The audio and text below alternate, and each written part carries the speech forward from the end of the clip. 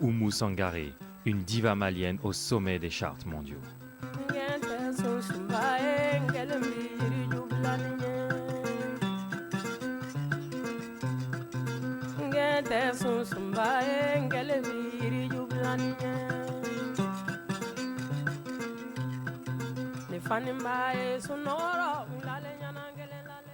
Oumou Sangaré est sans doute l'une des artistes africaines les plus célèbres du monde. La légende raconte que dès son enfance, elle chante afin d'aider sa mère à nourrir sa famille, son père les ayant abandonnés. À l'âge de 5 ans, elle se fait remarquer par ses talents de chanteuse en remportant la finale des écoles maternelles de Bamako et à cette occasion, elle se produit au stade Omnisport devant 3000 personnes. À 16 ans, elle part en tournée avec le groupe Joliba Percussion.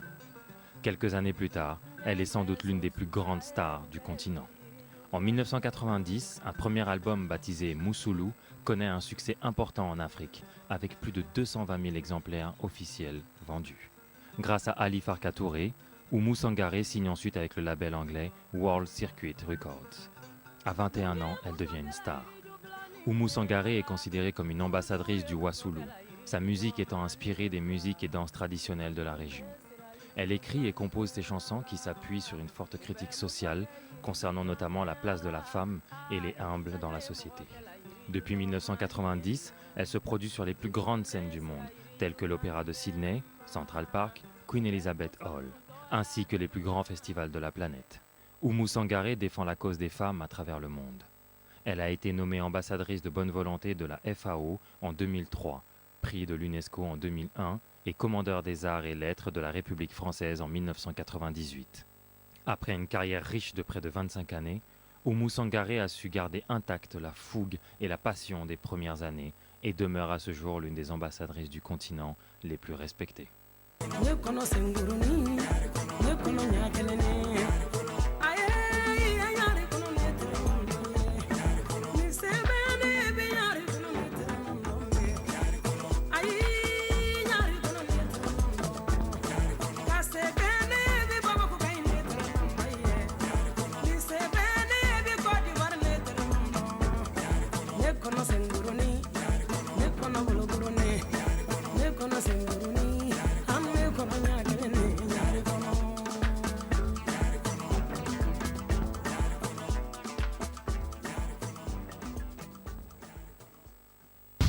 UNESCO. À Salfo réunit des artistes au profit de l'éducation.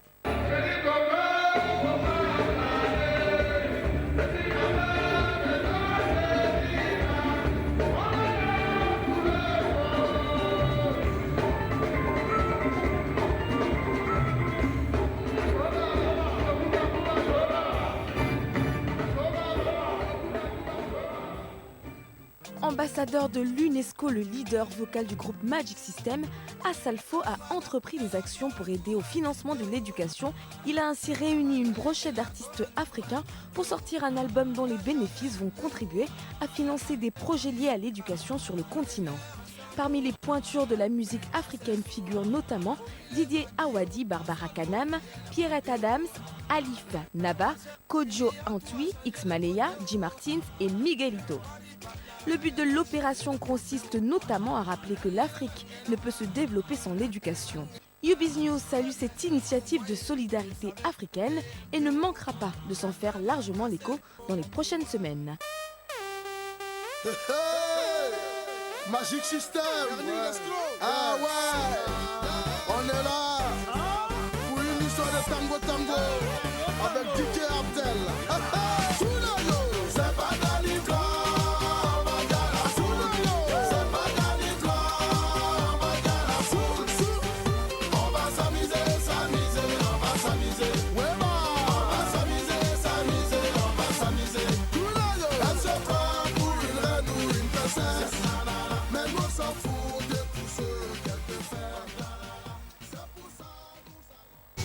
Alpha Blondy, un rasta cool au sommet de son art.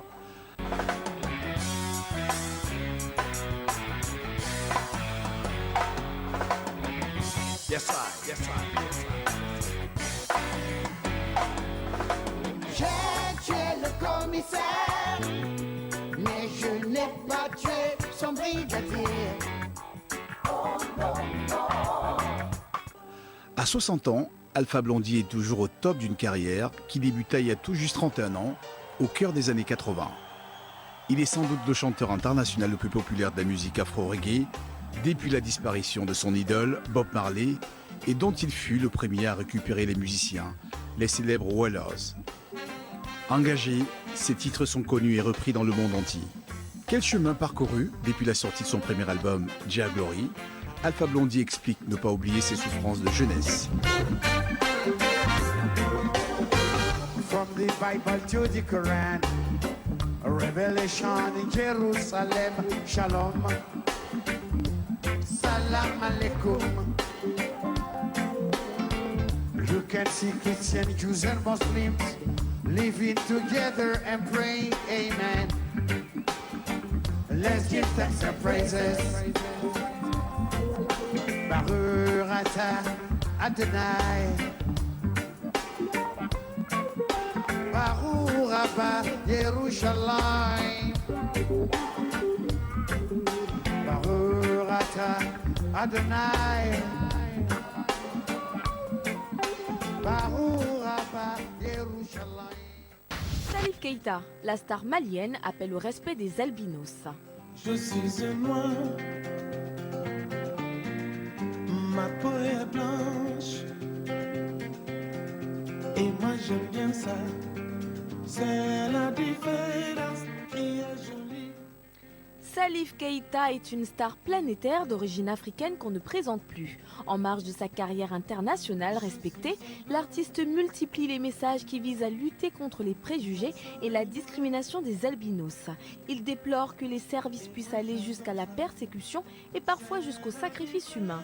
L'albinisme est une maladie qui résulte d'une carence de mélanine, rend la peau particulièrement sensible et vulnérable au soleil et n'épargne pas la peau des albinos qui, sans protection, sont fréquemment sujets à des cancers. Au Mali, sa fondation leur procure des crèmes solaires, des lunettes de soleil et des vêtements de coton. Dans certains pays, hélas, rappelons que de nombreux enfants sont encore victimes de sacrifices liés à la superstition et à des croyances d'un autre âge. Une situation déplorable que l'artiste souhaite voir disparaître de la surface du continent.